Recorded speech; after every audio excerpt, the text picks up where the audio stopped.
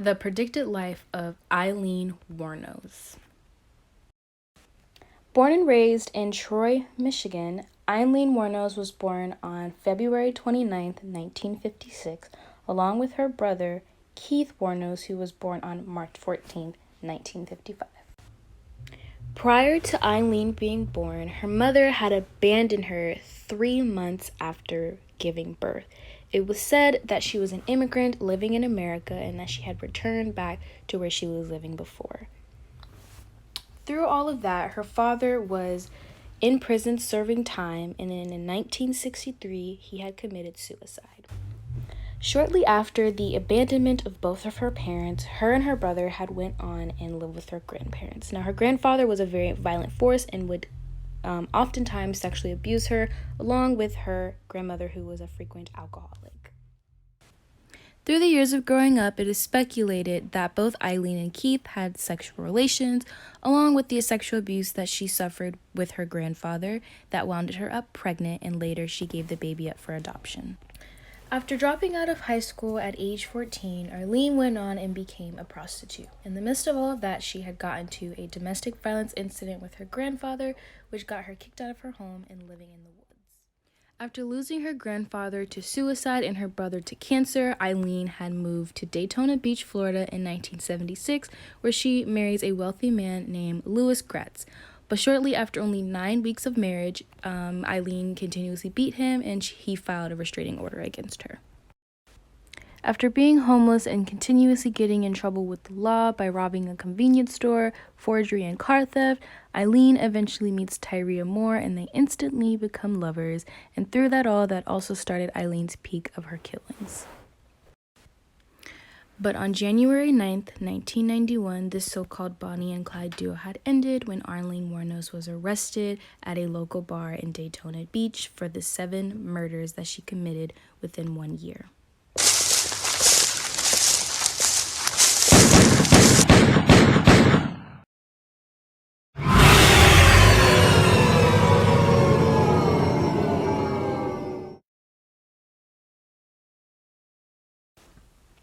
Victim 1, Richard Mallory. Richard Mallory was a 52-year-old man, and he was an owner of an electronics shop. Mrs. Wuornos had claimed that he had raped her and she shot him in self-defense. Later on, his body was found in mid-December 1989 when her killings had just started. Victim 2, David Spears. David Spears was a construction worker and another victim that Aileen had claimed that he raped her and she shot him 6 times in the act of self-defense. Later on, his body was found June 1st, 1990, and some miles away, his car was found and used for evidence as well. Victim 3, Charles Karskinen. Charles Karskinen was a 40-year-old man that worked as a truck driver.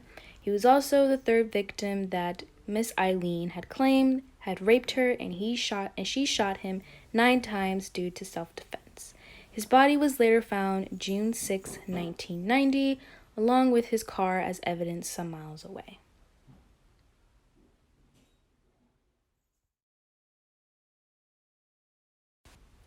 Victim 4, Peter Sims. Peter Sims was a 65-year-old man that worked as a missionary.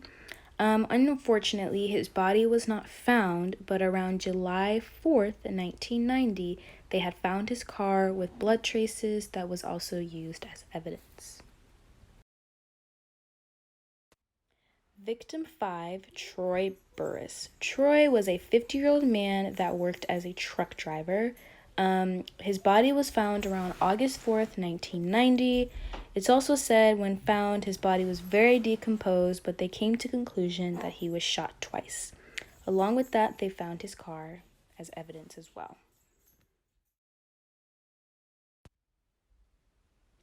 Victim 6, Charles Humphreys. Charles Humphreys was a 56-year-old man, and he worked as a child abuse investigator. It is said that he was shot 6 times. Along with that, his car was found miles away and was also used as evidence for this case.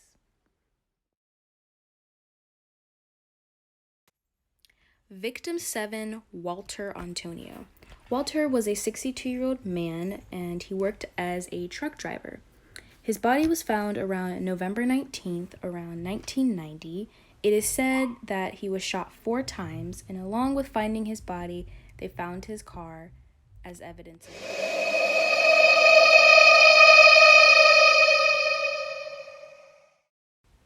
Despite all of the darkness surrounding Mrs. Wuornos, a lady named Aileen Prale had so-called adopted her in hopes of helping her through this trial and helping her regain her relationship with the Lord, as well as helping her hire a lawyer. If you're ever involved in the criminal justice system, you will need a lawyer who can explain the system to you. Now, this man right here is Mr. Dr. Legal, who was Aileen Wuornos' former lawyer, who was also hired by her adopted mother. He immediately wanted her to take the death sentence so she can come to terms with her sins with the Lord.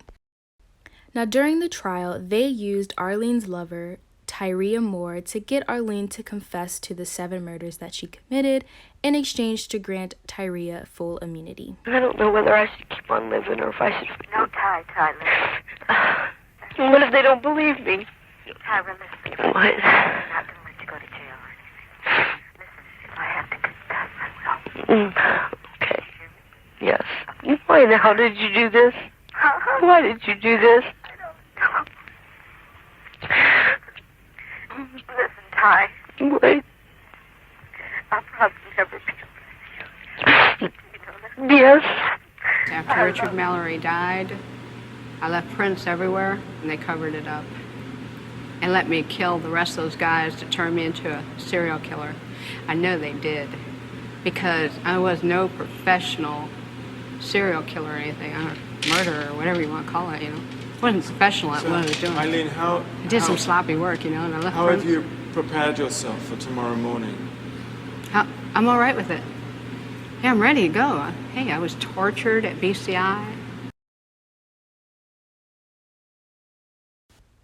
Along with Eileen's open confession to killing all these men, the men's trucks that were found near their bodies had fingerprint evidence along with blood trace evidence, and she also directed the police where to find the gun that she used to kill all these men. Before coming to terms with her death sentence, Aileen has spent over a decade on death row and even tried to get her second lawyer to throw in a pill due to her being poorly represented by Dr. Legal.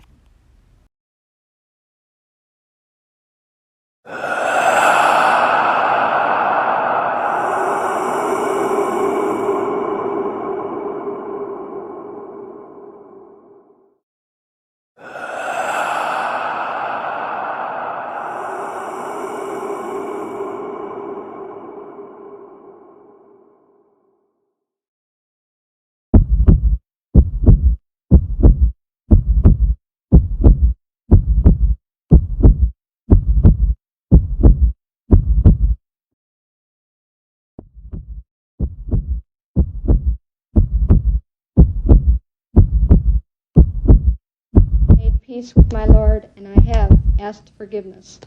I am sorry that my acts of self-defense ended up in court like this, but I take full responsibility for my actions.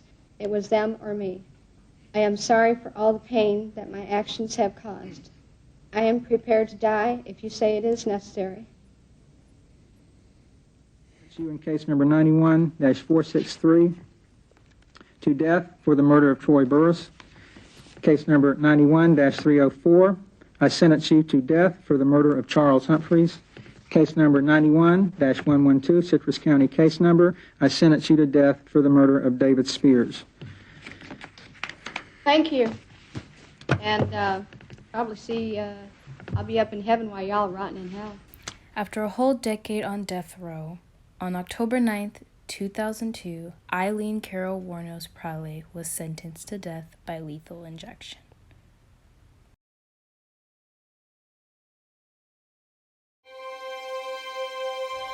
Aileen Carol Wuornos Prale, America's first known female serial killer that suffered a tragic childhood with sexual abuse and neglect from both of her parents and her grandparents. Some may say that Aileen was born to become a killer in this world. with her last words saying, "I'd like to say I'm sailing with the rock, and I'll be back like Independence Day with Jesus June 6. Like the movie Big Mother's Ship, and all, I'll be back."